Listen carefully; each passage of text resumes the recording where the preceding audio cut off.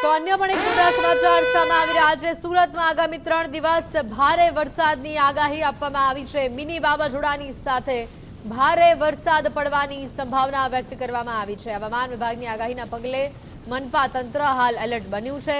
Commissioner એમ નાગરાજનની Gujarat first સાથે ખાસ વાતચીત।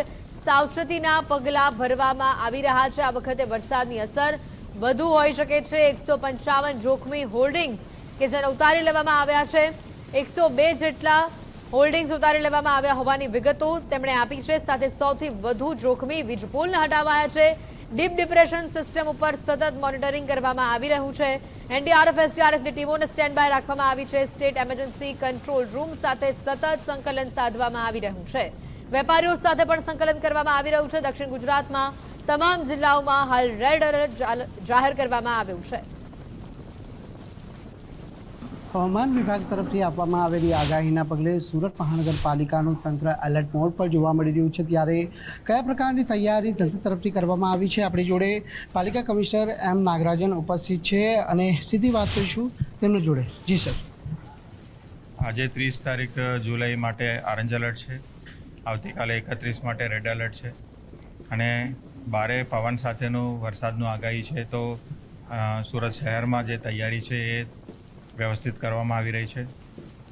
પવનના લીધે જે વીજળીના થાંભલાઓ પણ 20 જેટલા છે જે ગંભીર હાલતમાં હતી એને ખસેડવામાં આવેલા છે। 150 જેટલા જે હોર્ડિંગ છે એને હટાવવામાં આવ્યા છે।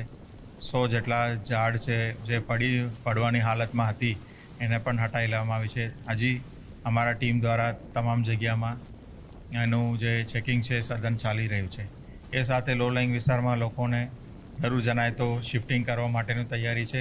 શેલ્ટર્સ પણ રેડી કરવામાં આવેલા છે અને કદાચ પાણી ભરાય તો એના માટે પંપ સેટ્સને બધું તૈયાર સ્થિતિમાં રાખવામાં આવેલા છે। કેટલા ડીવોટરિંગ પંપ અને જેસીબી મશીન આ ઉપરાંત જે રાહત કામગીરી માટે કઈ રીતે સુવિધા વ્યવસ્થાઓ ઊભી કરેલી છે?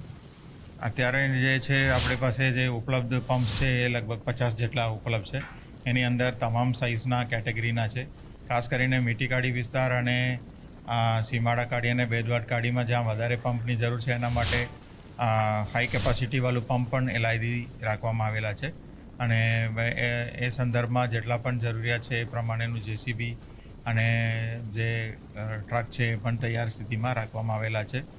એક એનડીઆરએફ અને 2 એસડીઆરએફની ટીમો પણ તૈયાર સ્થિતિમાં છે અને એનો બોટ્સ પણ 26 જેટલા બોટ્સ છે એ પણ તૈયાર સ્થિતિમાં રાખવામાં આવેલા છે।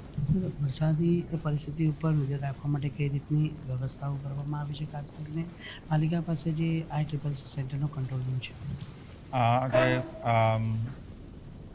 આખી જે બચાવ અને રાહતની જે કામગીરીની વ્યવસ્થા છે ICCC કંટ્રોલ તરફથી સેન્ટર તરફથી મોનિટરિંગ કરવામાં આવે છે। એની અંદર પોલીસના અધિકારીઓ, કલેક્ટર કચેરીના ડિઝાસ્ટર શાખાના અધિકારીઓ અને DGVCL, ટોરેન્ટ એવા તમામ સંસ્થાઓની અધિકારીઓ પણ અહીંયા બેસીને સંકલનથી કામગીરી કરી રહ્યા છે અને ફાયર ડિપાર્ટમેન્ટ સાથે સંકલનમાં બધી તૈયારીઓ તૈયાર સ્થિતિમાં રાખવામાં આવેલા છે। હવામાન વિભાગની આગાહીના પગલે કઈ રીતની વરસાદની તીવ્રતા અને પવનની તીવ્રતા જોવા મળી શકે છે? અત્યારે જે આગાહી છે આપણને છેલ્લા 24 કલાકથી મળી ગયું છે અને એમાં દર 2-3 કલાકે 4 કલાકે અપડેટ પણ થઈ રહ્યું છે। તો અમે મોનિટરિંગ કરી રહ્યા છે અને રાજ્ય સરકાર તરફથી અને મોસમ વિભાગ તરફથી જે પણ આપણને લેટેસ્ટ અપડેટ મળશે એ પ્રમાણે આપણી જે કામગીરી છે એને ગતિ આપવા માટેનું તૈયારી સાથે અમે ઓબ્ઝર્વેશન મોડમાં છીએ। પાલિકા કમિશનર એમ નાગરાજન જેમણે કહ્યું કે તમામ પરિસ્થિતિને પહોંચી વળવા માટે તંત્ર સંપૂર્ણ રીતે સજ્જ છે અને ખાસ કરીને જે નીચાણવાળા લો લેવલ એરિયા છે કે ત્યાંથી લોકોને સ્થળાંતર કરવાની ફરજ પડે તો તે માટેની સંપૂર્ણ તૈયારી પાલિકા દ્વારા કરી લેવામાં આવી છે। આ સાથે જોખમી જે વૃક્ષો, વીજપોલ સહિત હોર્ડિંગ્સ છે તે પણ હાલ દૂર કરી દેવામાં આવી છે અને તમામ અધિકારીઓને જરૂરી સૂચના અને માર્ગદર્શન પણ છે તે હાલ આપી દેવામાં આવ્યું છે।